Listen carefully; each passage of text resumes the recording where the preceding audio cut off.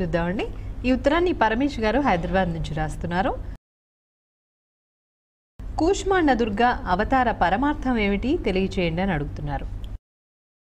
దుర్గలు 9 వాళ్ళే నవదుర్గా ప్రకీర్తితా 9 అని చెప్తారు.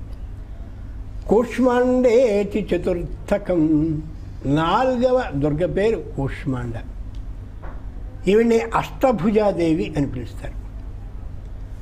కళ్ళలో ఊహించుకుంటే అమ్మ ప్రత్యక్షంగా కనిపించి తీరుతుంది. ఆవిడ ఎవరైనా నన్ను చూస్తారా కనిపిద్దాం అన్నట్టుగా ఉంటూ ఉంటుంది. ఆవిడ ఓ సింహాన్ని ఊహించుకోండి. సింహవాహన, సింహం మీద కూర్చుంటుంది.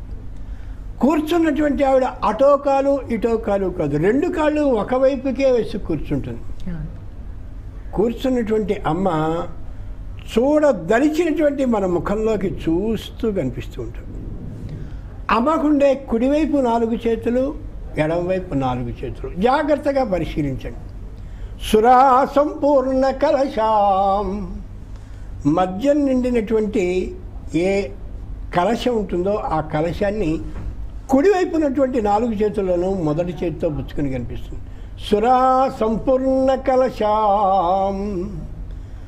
అక్కడి నుంచి 2వ చేతికి వెడితే చాప, అలా వింటిని పుచ్చుకుంటుంది. 3వ చేతిలో చేపల్లో పెట్టడం కోసం కావాల్సినటువంటి శర్ర బాణాన్ని పెడుతుంది. ఆ పైన పద్మాన్ని. ఇప్పుడు 4 చేతులు కనిపించాయా?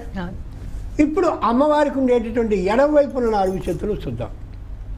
రుధిర ఆప్లుతమేవచ, చక్కనైనటువంటి రక్తం నిండినటువంటి పాత్ర చషకం అంటారు. ఆ పాత్రను పుచ్చుకుంటుంది ఎడం చేతితో. ఆ పై చేతికి వెళ్దాం. హస్తమాల, అక్షమాల, చక్కనైనటువంటి అక్షమాలను పట్టుకుంటుంది. ఆ పై ఉన్నటువంటి చేతికి వెళ్తే గదా, ఆ పై చేతికి వెళితే చక్కనైనటువంటి చక్రం పుచ్చుకుని కనిపిస్తుందమ్మా. దథానా హస్తపద్మాభ్యాం కుష్మాండ అస్తు సదా మమ. ఎంత స్పష్టంగా రాస్తారంటే వాళ్ళు గురువులు రూపాన్ని కనిపించేలా చేస్తారు. అష్టభుజ ఆవిడ, సింహవాహన. సింహం ఏం చేస్తుందంటే ఆకలేసినప్పుడు మాత్రమే తింటుంది. పులి అలా కాదు. అమ్మో రేపేం వస్తుందో, దొరుకుతుందో దొరకదో అంచేత వేళ చంపేసుకుని అన్నింటిని అలా పులి పెట్టుకుని తినే నీచమైనటువంటి జంతువు పులి. సింహం అలా కాదు, ఆకలేసినప్పుడు మాత్రమే తింటుంది. ఎక్కడ ఏమున్నాయని అన్ని వైపులా చూస్తుంది. భార్యని విడిచేసిన భర్త ఉన్నాడు, నువ్వు తప్పు చేస్తున్నావు అని చూస్తుంది. సింహ వాహనమైనటువంటి ఆవిడ హిరస్థితి సింహ, హింసించే దృష్టితో చూస్తుంది ఆవిడ. ఎలా నువ్వు ఈ పని చేస్తున్నావా? నువ్వు భర్తని ధనం కోసమని న్యాయస్థానాలకి తిప్పుతున్నావా? ఏమిటే నువ్వు చేసేది? నువ్వు అవసరమైనటువంటి సందర్భంలో వాడి దగ్గర అప్పు తీసుకుని ఎగ్గొట్టావా? ఏమిట్రా నువ్వు చేస్తున్నది? సింహవాహన, హింసించేటటువంటి దృష్టితో నువ్వు చేసిన నేరాన్ని నీకు గుర్తొచ్చేలా చూపించుతుంది అమ్మ. అది సింహవాహన లక్షణం. సురా సంపూర్ణ కలశం.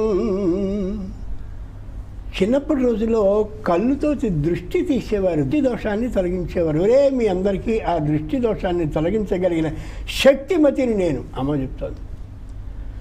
అలాగే చాపం ఏ శరం అయితే ఉందో, అంటే ధనుస్సు బాణం ఏదైతే ఉందో, నీకు ఎవరు నిజంగా కష్టాన్ని కలిగిస్తున్నారో నా దగ్గర చెప్పుకో, నేను వాళ్ళని సంహరిస్తాను. ఇది నాకు అలవాటు, తప్పేం కాదు. అమ్మ సంతానం విషయంలో అలాగే చేస్తుంది. ఇలా నువ్వు చేసావనుకో, హస్తపద్మాభ్యాం, చేతిలో చక్కనైనటువంటి పద్మాన్ని పట్టు కూర్చున్నాను, నీకు జ్ఞానోదయం అవుతుంది. ఎవరు నీకు మిత్రులో, ఎవరు నీకు బంధువులో, ఎవరు నీకు శత్రులో, ఎవరు నీకు అపకారాన్ని చేశారో తెలుసుకో. ఇటుపక్క అక్షమాల, దానికి ముందు రుధిర ఆప్లుతమేవచ, రక్తంతో నిండినటువంటి పాత్ర. వాళ్ళెవడనో సంహరించుతానని నువ్వు ఆనందపడకు, నువ్వు తేడా చేసినా ఇదే పరిస్థితి, జాగ్రత్త. ఎంత బాగా చెప్తోంది అమ్మ, కాబట్టి చెప్తుంది అన్నమాట.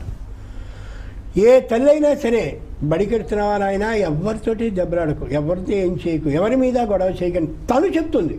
నీకు ఎదురొస్తే కూడా అని అక్కడ ఏ బుద్ధిహీనురాలో చెప్తుందేమో తప్ప ఏ తల్లి చెప్పదు. ఇంకా అది నీ పరిస్థితి కూడా అలాగే ఉంటుంది, గుర్తుంచుకో. రాక్షసుల రక్తాన్ని ఇదిగో చషకం పాత్ర నిండుగా పుచ్చుకూర్చున్నాను. అక్షమాల, నేను నీకు వశిరాల్ని కావాలి అంటే శాపం కాదు, ధనుస్సు కాదు, అవి కాదు, ఇవి కాదు, ఏమీ కాదు. అక్షమాల ఆ నుంచి క్ష వరకు ఉండే ఆ అక్షరాలన్నీ కూర్చి జాగ్రత్తగా చేసేది అక్షమాల. కాబట్టి నా నామాన్ని జపించుకో, నేను నీకు ఖచ్చితంగా వశిరాలు అవుతాను. గద్ద, చేతిలో గద ఉంటుంది. ఎవరినైనా సరే భయపెట్టి నా దగ్గరికి తెచ్చుకునే లక్షణం కలిగిన దాన్ని నీ విషయంలో వ్యతిరేకిస్తే ఇలా నువ్వు చేసుకున్న రోజున హాయిగా నువ్వు ఉండగలవు. చిట్ట చివరి చేతిలో చక్రం ఉంటుంది. చక్రాన్ని నీకు రక్షణగా ఇస్తానని చెప్తుంది తప్ప అమ్మ నువ్వు ఎవరైతే శత్రువు అని అంటావో వాళ్ళ తల తీస్తానని అనదు. శ్రీ మహావిష్ణువంతటి వాడు అంబరీషుడనేటటువంటి రాజుకి ప్రతిష్టో భృత్యరక్షాయా ప్రత్యేకంగా చక్రాన్ని వడ్డిచ్చి, అంబరీష నీ మీద ఎవరైనా దుర్మార్గులు వచ్చి దాడి చేయబోతే ఈ చక్రం పేరు తలుచుకో, వెంటనే అది వెళ్ళిపోతుంది. అంబరీషుడు ఆ శక్తి తనకున్నా కూడా వాడదా, అది ఆయన గొప్పదనం, ఇది ఈయన గొప్పదనం. నువ్వు చక్రాన్ని వాడాను కానీ ఎవడొస్తాడో చూస్తా, రోజు చక్రాన్ని విడిస్తా అని ఈయన కూర్చోలేదు. అంతటి దుర్వాసో మహర్షి వచ్చి తనకు అపచారాన్ని చేసిన నమస్కరిస్తూనే ఉంటే చక్రం తట్టుకోలేకపోయింది. ఇదేమిటి ఇంత మెతంగా ఉన్నాడు అని వెంటనే దుర్వాసో మహర్షి వెంట పడింది. అమ్మ అంతటి ఇష్టం కలిగినటువంటి అంచేత ఈ 4 ఆయుధాలే క్రింది నుంచి పైకి ఎలా చూసుకుంటూ సింహ వాహనం మీద వచ్చేటటువంటి అమ్మ మనం ఏం తప్పుని చేశామో, చేస్తున్నామో, చేయాలని ఊహిస్తున్నామో గమనిస్తూ ఉంటుంది. కాబట్టి ఊరికే నైవేద్యాలు పెట్టేసి, దండం పెట్టేసి, భజన చేసేసి ఆహాహా అంటూ ఈ తప్పులు చేస్తే ఊరుకోదు. ఖచ్చితంగా హినస్థితి సింహ, హింసించి తీరుతుంది ఆవిడ. అంటే తప్పుని తెలుసుకుని జాగ్రత్తగా ఉండు అని చెప్పేటటువంటి లక్షణం కలిగినటువంటి దుర్గ మనం అనుకునేటటువంటి కూష్మాండ దుర్గ అష్టభుజాదేవి. ఎంత గొప్ప విషయం.